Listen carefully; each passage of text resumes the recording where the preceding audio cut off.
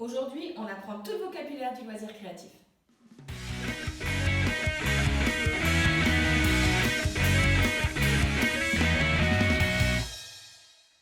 Bonjour à toutes et à tous, bienvenue sur Trop bien, faut que j'essaye. Je suis ravie de vous retrouver aujourd'hui pour une vidéo à nouveau tournée un petit peu plus vers les débutantes, mais qui je suis sûre peut également vous convenir si vous êtes un petit peu plus avertis.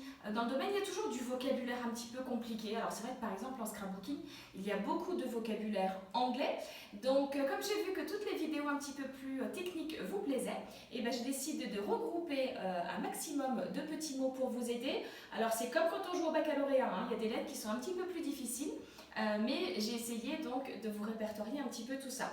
J'essaye également de vous mettre un maximum de liens vers mes vidéos, puisque le vocabulaire que je vais vous présenter aujourd'hui, je l'ai, pour certains, je l'ai utilisé dans certaines vidéos.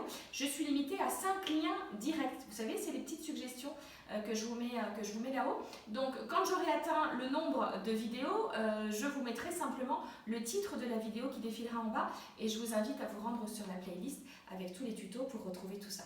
Bon allez, c'est fini pour l'introduction. On se retrouve donc tout de suite pour tout le vocabulaire du loisir créatif. La lettre A comme acide, fruit. J'ai un anglais moyen, hein, vous m'accorderez. Vous verrez très souvent cette petite apostille qui en tout cas est très importante. Ça veut dire que c'est sans acide. Et c'est surtout très important quand vous faites du scrapbooking parce que c'est l'acidité qui risque d'abîmer vos photos. Donc faites bien attention au choix de votre colle ou de votre scotch double face. Ne prenez pas le scotch double face classique que vous allez utiliser en bureautique, on va dire, dans les magasins de bureaux, mais vraiment spécifique au scrapbooking. Pareil pour la colle, alors de plus en plus les colles en bâton, etc. C'est bien mentionné sans acide, mais voilà, faites bien attention à ce niveau-là. A comme ATC, encore un mot en anglais. Artist Trading Card. En fait, ce sont des cartes que vous allez échanger entre différentes scrapeuses. Et donc, voilà, des échanges se font en général via les groupes Facebook. A comme abonnez-vous à ma chaîne si ce n'est pas encore fait. B comme Bugeot ou Bullet Journal. Alors c'est quelque chose, ça fait très longtemps que j'ai envie de m'y mettre, mais bon voilà, les journées ne font que 24 heures, je n'ai toujours pas réussi. C'est en fait comme un agenda, mais alors beaucoup plus décoré. Donc vous allez mettre effectivement votre planning, vous allez mettre votre to-do list. Alors ça, moi je suis une adepte des to-do list. Vous allez mettre par exemple la collection des livres que vous avez lus, les films que vous avez vus, que vous avez envie de voir. Enfin voilà, je vous mets une ou deux petites photos par ici, et sinon je vous invite vraiment à aller sur Pinterest pour chercher tout ça. Je suis sûre que comme moi, vous allez tomber amoureuse de ce concept et c'est juste le temps qui va vous manquer pour le faire. B comme brads ou attache parisienne. Voilà, sur les petites attaches parisiennes qu'on utilise en matériel de bureau, vous en avez de toutes les couleurs, de toutes les formes en loisir créatif. Mais voilà, au lieu que ça s'appelle attache parisienne, et ben c'est brads en anglais. La lettre C comme clear, les tampons clear. Je vous invite à vous rendre sur la vidéo réalisée il y a peu de temps qui vous a beaucoup plu sur les tampons, où vous retrouverez donc ces tampons transparents à utiliser avec une plaque elle-même transparente. C comme cardstock. C'est le mot que vous allez pouvoir rencontrer quand on veut parler d'un papier un petit peu épais, beaucoup utilisé en scrapbooking. Donc voilà, donc c'est simplement de la cartonnette. C comme charm. Ce sont des petits embellissements en métal que vous allez pouvoir utiliser en scrapbooking, mais c'est aussi un petit peu comme les petites breloques qu'on peut trouver sur certains bijoux par exemple. C'est comme Canva et Canvas. Alors deux choses différentes. Canva, c'est un logiciel gratuit que vous pouvez trouver sur internet. Moi je m'en sers beaucoup, notamment pour faire mes petites miniatures par rapport aux vidéos. Vous avez une formule payante, une formule gratuite, mais déjà avec la formule gratuite, vous allez trouver plein de petites mises en scène très sympathiques. Et le canvas avec un S, ça c'est la toile de peintre. J'en ai déjà utilisé pour faire des réalisations lors de mes vidéos. Et elles sont donc aussi bien utilisées directement par les vrais artistes peintres avec un grand A que en loisirs créatifs en général, comme par exemple en scrapbooking du home déco en fait. C'est comme combo. Quand on utilise le thème combo de couleurs, en fait, c'est une association de couleurs que nous allons faire. Donc voilà, au lieu que ce soit écrit association de couleurs, le terme que vous allez pouvoir rencontrer, c'est combo. C'est comme crop. Alors ça, pour le moment, il va falloir encore être un petit peu patiente. Une crop, en fait, c'est un rassemblement de différentes scrapeuses. C'est un atelier, mais alors, en beaucoup plus grand. Bien souvent, il y a plusieurs animatrices dans plusieurs salles, et ça ne se limite pas à 5-6 personnes. Bien souvent, une crop, ça peut aller jusqu'à 15-20 personnes, voire plus. Mais là, comme dit, il va falloir être un petit peu patiente pour pouvoir retrouver ce doux chemin des ateliers. D comme distress. Les encres distress, je m'en sers très souvent, notamment dans la dernière vidéo, enfin une des dernières vidéos, je vous mets le lien juste ici. Voilà, ce sont des encres à base d'eau de la marque Timols, de chez Ranger, que vous allez donc trouver dans tous les magasins de loisirs créatifs et que j'utilise très souvent dans mes vidéos. D comme détourer. Détourer, ça va être découpé autour d'un petit motif. Pour ça, je vous conseille vraiment, allez, je vais me rapprocher de la caméra, zoom, il vous faut vraiment des petits ciseaux, comme ici, pareil, je les ai très souvent utilisés dans mes vidéos, notamment quand je vous fournis sur ma page Facebook, des motifs à découper. Des tout petits ciseaux comme ça, c'est vraiment très pratique donc pour détourer un motif. D comme die. Les die, ce sont ces petites formes que vous allez passer dans une machine de découpe. Pareil, je vous ai déjà fait une vidéo à ce sujet-là et dans une des dernières vidéos, nous utilisions justement cette machine. Donc, soit des die avec des motifs comme ça, ou vous allez pouvoir trouver, ici j'avais fait donc une petite fiche récapitulative avec les mots que j'ai pour découper donc avec la machine. De la même façon, vous allez pouvoir voir le terme die cut. Ça vient du même découpé. En fait, ça va être des petites formes déjà découpées que vous allez pouvoir acheter. Alors souvent, ce sont des petits motifs, je vois, des petits pandas, des licornes, des petites voitures, peu importe. Mais voilà, ce sont des petits sachets de die cut que vous allez donc pouvoir trouver directement dans les magasins de loisirs créatifs. E comme embossage. Alors, deux façons d'embosser en scrapbooking, l'embossage à chaud et l'embossage à sec. Ça fait ce sécheur, c'est pas facile à dire, vous moquez pas. Pour l'embossage à sec, c'est ce que nous avons réalisé lors de la dernière vidéo avec les encres distress. Donc c'était avec la machine de découpe et une petite plaque que nous passions à l'intérieur. Pour l'embossage à chaud, c'est cette fois-ci avec une encre spéciale et une poudre. Alors, j'ai très envie de vous faire une vidéo là-dessus. Quand je suis partie de France, c'est quelque chose que je n'ai pas emmené, les poudres et l'encre. J'en ai vu ici, je sais que je peux en acheter, parce que j'ai déjà expliqué qu'ici au Mexique, je ne trouvais pas forcément toujours tout le matériel que je trouvais en France. Donc, je vais très rapidement me fournir l'encre et la poudre spécifique pour vous montrer le rendu. Alors, je vous mets déjà ici une petite photo d'une réalisation faite en embossage. Et abonnez-vous, comme je vous le disais au début de la vidéo, pour ne pas louper les prochaines vidéos. F comme foamy. Le foamy, c'est en fait une plaque de mousse. Alors, vous allez pouvoir soit réaliser des embellissements avec, il existe également pour faire des petites poupées avec ça. Et ça, je vous recommande aussi d'en avoir au moins une feuille comme ça à 4 qui va vous servir, comme nous l'avions montré dans la vidéo sur les tampons, pour mettre sous votre feuille quand vous allez tamponner. G comme Glue Dots. Glue Dots, ce sont des petites pastilles de colle. Alors c'est une marque, Glue Dots, mais bon, en même temps, si on décompose le mot, on aura très vite compris ce que c'est. Ça, je vous recommande vraiment d'en avoir, c'est vraiment très pratique. Il en existe de différentes tailles. Ça, je crois que c'est la plus petite taille. Mais voilà, Glue Dots, petites pastilles de colle. G comme le groupe Facebook. Un groupe Facebook est rattaché à ma page, oh trop bien. C'est un groupe qui est ouvert maintenant au partage. Au début, c'est vrai que c'était un groupe que j'avais essentiellement dédié aux personnes qui voulaient venir partager les créations d'après mes tutos. Et puis, je me suis rendu compte qu'en fait, en plus avec la période que nous traversons, que nous avions vraiment besoin et envie de partager toutes ces petites choses qui nous font dire « Oh trop bien, faut que j'essaye ». Donc surtout, n'hésitez pas à venir rejoindre le groupe pour partager plein de petites choses ensemble. H comme Headgun. C'est le pistolet qui va nous servir justement à faire de l'embossage à chaud. I comme Instagram, je vous mets mon compte Instagram qui défile juste ici. Alors je vous avouerai qu'Instagram au début c'était pas forcément ma tasse de thé, puis je commence à me prendre un petit peu plus au jeu. Donc je publie de plus en plus de choses sur mon compte Instagram, également des stories, donc n'hésitez pas à venir me rejoindre. J comme journaling. Le journaling, en fait, c'est ce que vous allez écrire sur votre page, sur votre album de scrapbooking. Vous allez en fait raconter, ça va être la légende de votre photo. Donc la date, l'endroit, la petite anecdote, etc.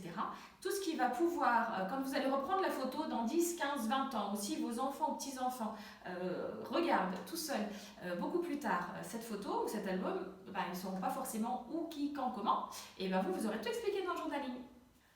K comme L comme layout. Le layout, en fait, c'est la mise en page que vous allez faire sur votre page de scrapbooking ou dans votre album. Moi, je sais, il y a beaucoup de mots en anglais, scrapbooking. L comme lettering. Le lettering, en fait, c'est une écriture créative. Vous savez, quand on fait de jolies lettres, il y a plein de vidéos qui existent. Je vous mets juste ici. J'avais trouvé une personne qui fait des vidéos. J'aime beaucoup ce qu'elle propose sur ses tutos YouTube. Ça fait un moment, j'ai le livre, j'ai tout ce qu'il faut, mais c'est comme le bullet journal, j'ai du mal à m'y mettre. Et d'ailleurs, dans le bullet journal, on se sert beaucoup du lettering. M comme masking tape, ces petits rouleaux de scotch décoratifs. Également une vidéo vous a été proposée il y a quelques temps là-dessus. Alors ça c'est vraiment top. Il en existe de toutes les couleurs, de toutes les formes, de toutes les épaisseurs. De toutes les formes pas vraiment, mais de toutes les épaisseurs, de toutes les couleurs. Avec des motifs, sans motifs, etc. C'est quelque chose qui ne revient pas très cher à l'achat et en plus ce qui est top, c'est que ça se colle et se décolle très facilement et vos enfants peuvent également les utiliser pour décorer par exemple leur cahier ou autre. M comme masque. En scrapbooking, un masque, c'est ça, c'est l'inverse du pochoir. Je vous invite également à venir découvrir toutes ces techniques dans la vidéo consacrée au pochoir et au masque. M comme mater une photo. Mater une photo en scrapbooking, c'est quand vous allez positionner votre photo sur un papier, en général uni, mais ça peut être des motifs si vous voulez.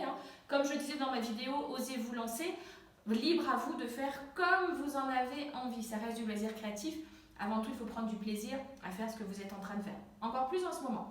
Donc, mater une photo, c'est positionner votre photo sur un papier et laisser une petite marge d'environ 0,5. Ça veut dire que si votre photo fait 15 par 10, vous allez découper un rectangle de 16 par 11. N comme... vous en avez un, vous, de mots qui commence par N en loisir créatif? Si oui, vous me le laissez en commentaire parce que moi, j'ai pas trouvé. O comme ombrer. J'aime beaucoup ombrer mes pages, nous l'avons réalisé dans l'album photo que je vous montre juste ici en photo. En général, j'utilise les encres distrait, ce sont les encres les plus adaptées pour faire ça, mais vous pouvez très bien utiliser un autre encreur, il faut juste faire attention de ne pas en mettre trop. O comme oh trop bien, oui c'est trop facile celle-là. P comme pochoir. Les pochoirs, je les utilise très souvent dans mes créations. Comme je disais tout à l'heure avec les masques, une vidéo a été réalisée pour vous présenter les différentes utilisations et différentes idées et techniques avec les pochoirs et les masques. P comme perforatrice. Il en existe des rondes, des carrés, des papillons, des cœurs, des étoiles. Il existe également de bordures. Alors juste pour la petite anecdote, hashtag je raconte ma vie, un jour quand j'ai dû subir une petite opération sans gravité, le jour où on m'a enlevé mes perfusions, j'ai dit oh là là chouette, on m'a enlevé mes perfos. Voilà, on se refait pas, quand on aime le scrapbooking, on aime jusqu'au bout. P comme Project Life, c'est quelque chose que vous pouvez régulièrement rencontrer dans les groupes de scrapbooking. En fait, le Project Life, c'est comme si vous racontiez votre vie au quotidien dans un album de scrapbooking. Alors ça va être avec des mises en page beaucoup plus simples. Il existe des papiers spécifiques pour cela, des pochettes avec directement des étiquettes ou autres. Donc voilà, donc c'est quelque chose que vous pouvez faire. Par exemple, il y en a qui tous les dimanches font ce qui s'est passé dans leur semaine avec une petite photo, un petit peu de journaling et puis 2-3 petits embellissements, mais c'est quelque chose de très simple. P comme paper bag, ce sont les albums réalisés avec des petits sacs en craft. Alors ici c'est un modèle que je vous présente, mais nous en avions réalisé d'autres, un autre dans une autre vidéo. Je vous mets la photo juste ici et vous pourrez retrouver la vidéo dans ma playlist. Q comme killing ou kyling. Honnêtement, je ne sais pas du tout comment ça se dit. Alors, vous ne me moquez pas si je l'ai mal prononcé. En fait, c'est une technique qui consiste à prendre des petites bandelettes de papier, de les enrouler autour d'un outil spécifique. Ça vous fait donc des petites bandes que vous allez coller pour faire un mot ou un motif. Je vous mets tout de suite ici une photo. Ce n'est pas de moi, mais une photo d'une réalisation pour vous montrer un petit peu mieux. Je pense que des fois, une photo vaut mieux que 1000 mots. R comme... Regardez mes vidéos, ça fait toujours plaisir. S comme sketch. Alors le sketch, c'est comme le layout. Alors, vous avez retenu la leçon que je vous ai dit tout à l'heure. Layout, en fait, c'est la mise en page. Donc mise en page, sketch, layout, etc. Ça veut dire la même chose, c'est comment vous allez mettre en page votre page ou votre mini-page d'un mini-album. S comme stickers. C'est tout simplement des autocollants que vous allez également trouver donc en petite pochette dans les différents magasins de loisirs créatifs. S comme shabby. Le shabby est un style que vous allez retrouver en scrapbooking. C'est un thème, un style très doux, très romantique. J'ai déjà réalisé 3 vidéos sur ce thème-là. J'adore ça. Ce sont des couleurs très douces. Donc je vous invite à retrouver tout cela dans la playlist de mes vidéos. Et justement, dans la lettre S, il y avait également le string art. Nous en avions réalisé justement dans une vidéo Chabi, où en fait c'est le fait. Alors c'est une méthode qui est vieille comme le monde. C'est en fait des petits clous qui sont posés et où vous allez passer de la ficelle à travers les différents petits clous. Donc je vous invite à retrouver ces deux lettres S dans la même vidéo. S comme swap. Les swaps, ce sont des échanges. Alors, ce n'est pas réservé forcément au scrapbooking. Moi, je le vois dans plein de groupes différents, que ce soit de la couture, du tricot, du crochet, voire même des groupes consacrés à la lecture. Voilà, donc le swap, en fait, c'est un échange qu'on va faire entre deux personnes. Ce n'est pas forcément deux personnes qui se connaissent. Et ça qui peut être sympa parce que derrière, ça peut déboucher sur de très belles amitiés.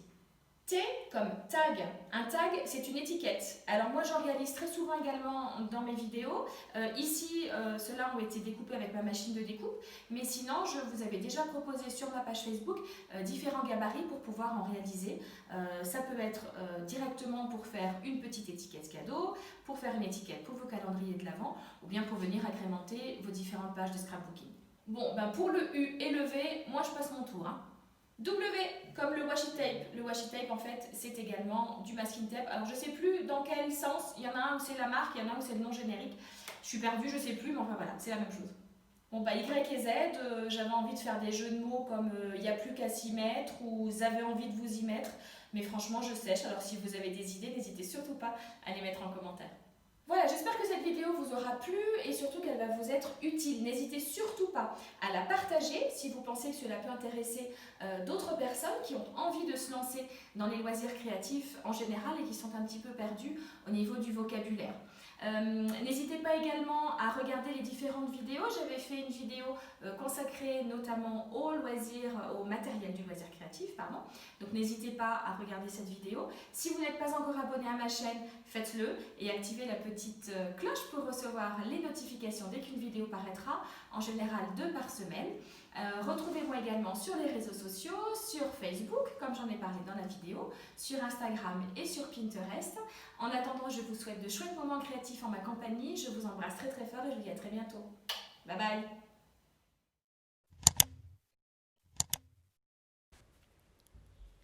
Et j'espère qu'en regardant cette vidéo, vous vous êtes dit « Oh trop bien, faut que j'essaye !»